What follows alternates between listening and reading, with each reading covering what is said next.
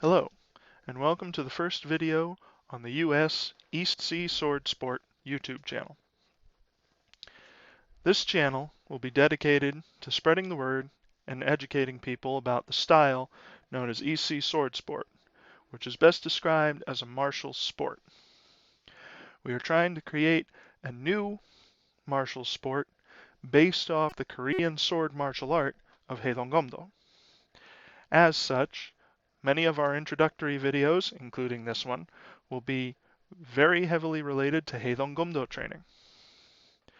In this video, we'll be discussing basic training, how to handle the sword in various stances for various cuts, etc. Now, as soon as we get started, you're going to notice that the sword in the video looks very much like the Japanese katana. In history, when the Koreans and the Japanese fought in multiple wars against each other, the Koreans found that the Japanese design of the sword, single-edged, curved, two-handed, was very effective. As such, they took the design, they brought it home, and they made it in their own way. The forging techniques are different. The Korean style sword tends to be slightly thicker, but as such, since it is basically the same shape and the same heft of sword, a lot of the movements here will seem familiar if you've done anything like kendo, or if you've done any work with a Japanese sword. When using the training in this video, we would encourage you to only do 3 new things each time you've comfortably completed everything before. In other words, when you first start, take the first 3 cuts that we're going to show you and practice those until you've got them pretty much down. Once you've got those settled, take a look at the video again, learn the next 3 cuts. Then practice the 6 cuts you've learned together. Once you're comfortable with all 6, add another 3, and so on and so forth. It won't take you too long before you're able to do everything in this routine on your own without the aid of the video. This is a very long video. I do apologize for that, but it's a long routine to begin with, and to match up a narration that's going to make sense, I've had to slow down the video. I do hope you find it useful, and I hope that you'll be able to practice happily and healthily. On the point of healthily, please make sure you stretch before doing any of these movements. You can seriously pull some muscles doing this stuff. And secondly, if you're going to be doing this with a sword, we recommend a wooden or bamboo sword, even though the example is with a real steel full tang sword. And please, please, please, don't practice indoors. It just don't make sense to do that. If you can't find a safe space outside where you won't be disturbing people, then maybe you'll have to practice without a sword for the time being. Now, let's begin the video. First, we will start with proper attention and saluting. Normally, you would have the sword tucked into your belt, blade pointed upwards. You would have your left hand on the sword and your right hand at your hip in a fist. To properly salute, pull the sword out of your belt, holding it in your left hand, put your right hand flat against the grip, and bow straight down. Don't pull the sword into you when you bow. A lot of people make that rookie mistake.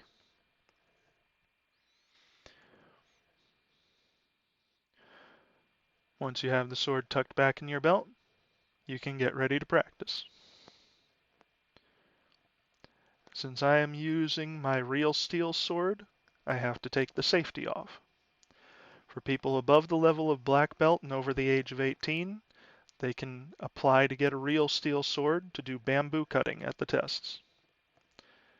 Now, for horse stance, 4 parts to get into it. Toes out, heels out, toes out, heels out. Your feet will be pigeon-toed, toes pointed inward, and you will be considerably wider than shoulder width apart. To draw the sword, grip it in your right hand near the guard, First draw up and then cut down to your right side. And here we'll give a yell, or ki-hap. Bring it behind your back, grab the bottom of the grip with the left hand, and pull it down in front of you. When standing in Kimase, horse stance on guard, the sword point will be at about the level of your opponent's throat, possibly their nose.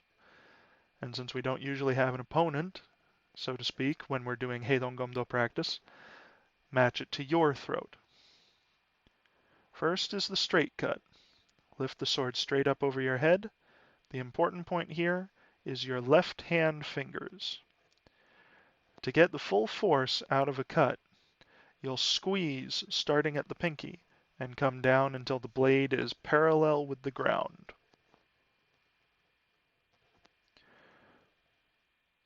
This is just a standard center of the head cut. Should seem very familiar to everybody, shouldn't take too long to practice it. When you're cutting, if you have too much extra force in it, bend your knees. Don't bend your back. You want to keep your posture straight. Next, we'll do what's called the Cha-cheok, or the left-right cut. It starts the same way. You lift straight up over the head, but then you'll twist the grip of the sword slightly to your left, come down, and cut. You won't yell at this point. You'll come straight back up, twist slightly to your right, come down, cut, and ki-hap, yell. This is a two-part cut. Practices fine movement of just getting that slight left or right of the head.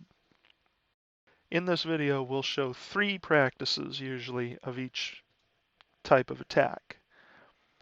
For most of them, you'll want to do 5 in regular practice.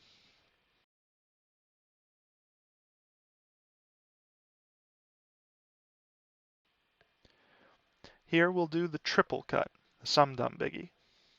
It's basically the combination of the 2 things we've just learned. Come up, do a center cut, come up, do a left cut, come up, do a right cut, and ki-hap.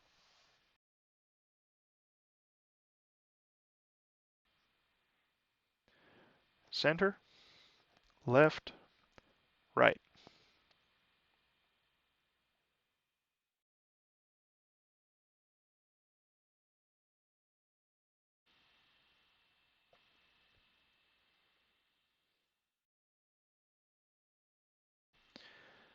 After the basic vertical cuts, we'll practice the horizontal cut, Hweng-dan. You'll chamber first to your left. You'll always start on your left. To hold the sword properly, you'll have to cross your wrists.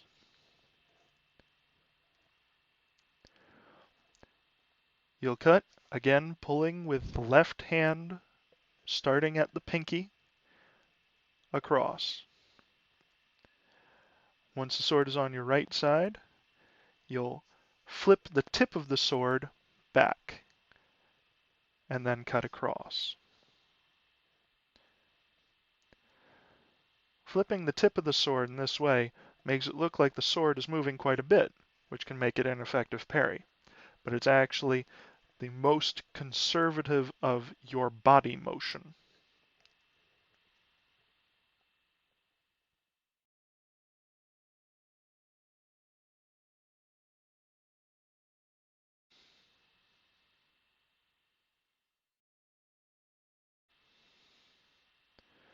When we finish practicing the side cut, bring the sword behind you and back into a regular Kimase on guard. Now we're going to put together everything we practiced up to this point into something called Gwangja baegi, the light cut. Come straight up, cut down the center. Come straight up, left cut. Come straight up, right cut. Chamber to the left. Side cut. Now we're going to do a big X cut. Start at your right on top, come down past your leg. Then up on your left up top, come down past your leg. And on that last cut, we do our kihap. Bring the sword behind you and pull it back down into en garde.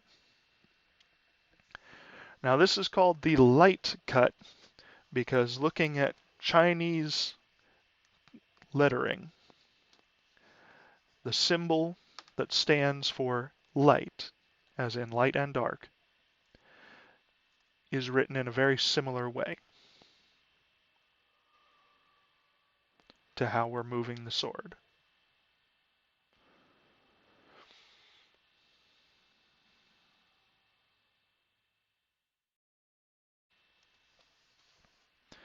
Center, left, right, chamber cut, X. Hup.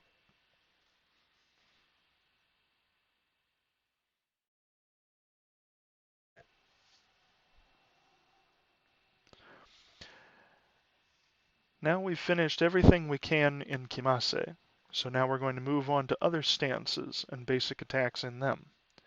Next stance is called Taedo gen-jeok. Bring the right foot up and the sword over your head. Put your right foot out, a little bit longer than a normal step. In English, we call this the forward stance.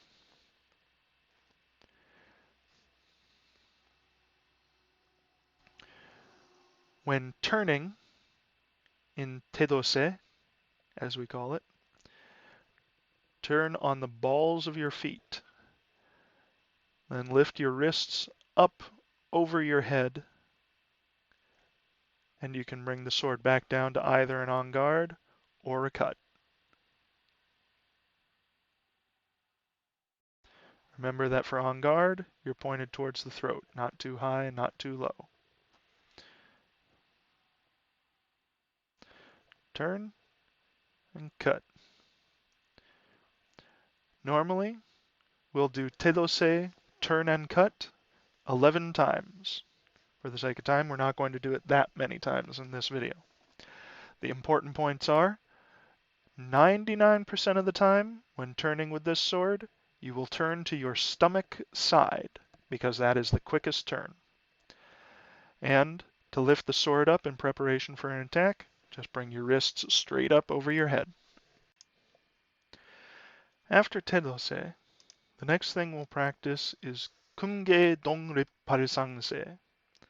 It's a lot easier in English. We call it the Golden Phoenix stance. Turn the tip of the sword towards the ground. Don't drag it on the ground, of course, but bring it across to your left side and then straight up to your shoulder.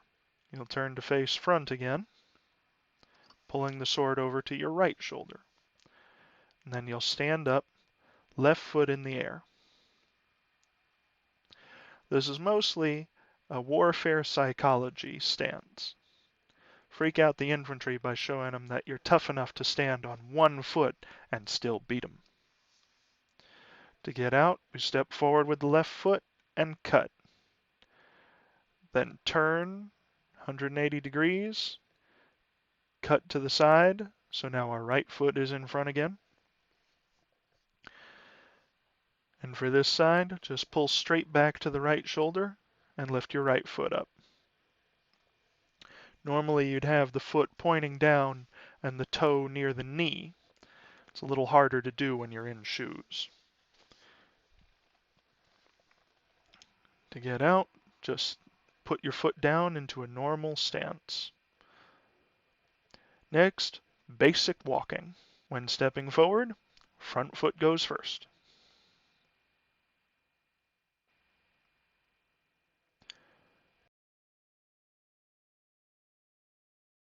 When stepping backward, back foot goes first.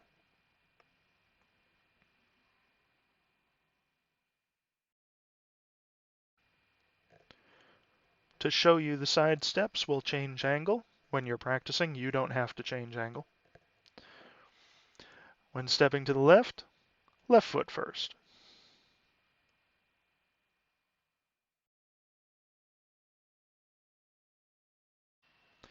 And when stepping to the right, right foot first.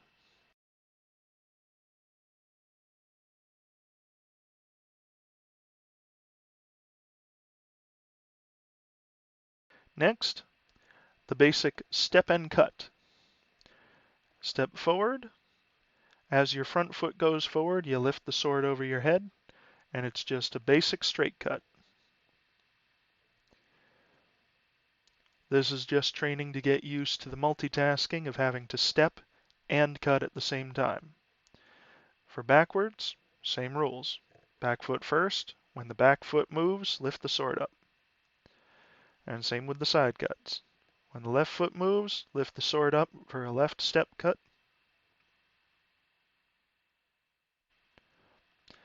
And when the right foot moves, lift the sword up for the right step cut.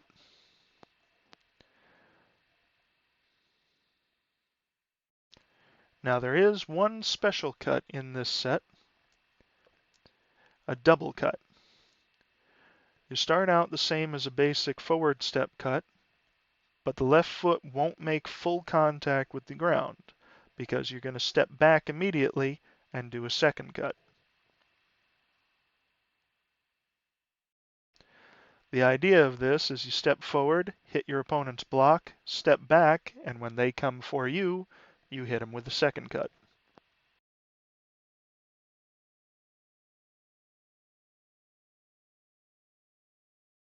Next is a kind of difficult stance, the low stance, or sodose. Just to show you, you have to get your knee at a 90-degree angle, almost so that your shin is parallel with the ground, and you'll have to get your toes at a 90-degree angle. For this one, you definitely need to do the stretching. To practice this stance, first is an endurance test. You'll step forward with right sodose, right foot forward, and you'll do 10 cuts. You can count them quietly to yourself. You only kihap, or yell, on the last cut. Then we turn, go into a horse stance, then turn the right foot so that it's in proper sodose, go to en garde, and do another 10 cuts. This can be very straining the first time you do it. Do not feel that you have to do the full 20 cuts, 10 left and 10 right, all in one set. It's going to take a while for you to get used to sodose. Don't overexert yourself and hurt yourself. The next part is turning and cutting, like what we did with tedose. Except in sodose's case, it makes more sense to step and then go into the stance. So you'll lift the foot up and step into sodose as you cut. Normally, we do this another 10 times.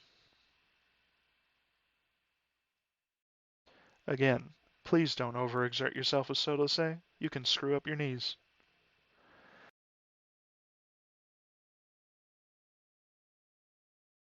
From sodose, we'll step forward with the right foot and do a straight cut. Then we'll turn towards our back, one-handed side cut. Then bring the sword over our heads into a slightly long overhead en garde, known in Korean as chochonse. In English, we translated this to flying eagle stance. Do it again, cut down, one hand cut back, make sure you're looking behind you when you do the cut back, and then overhead.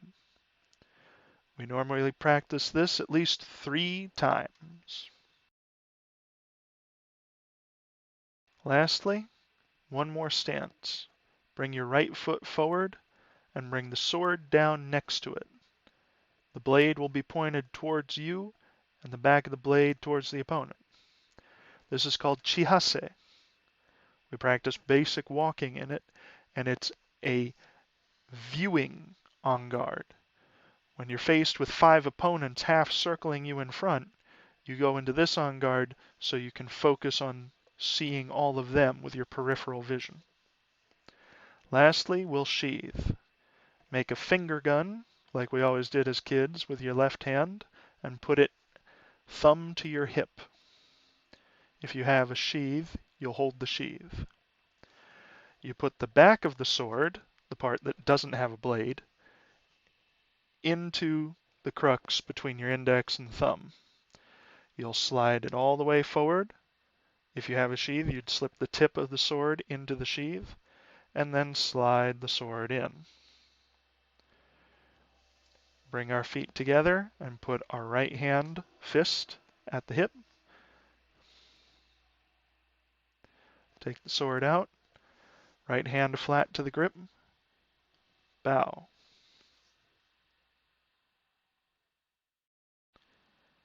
And you've completed Haidong Gumdo basic training.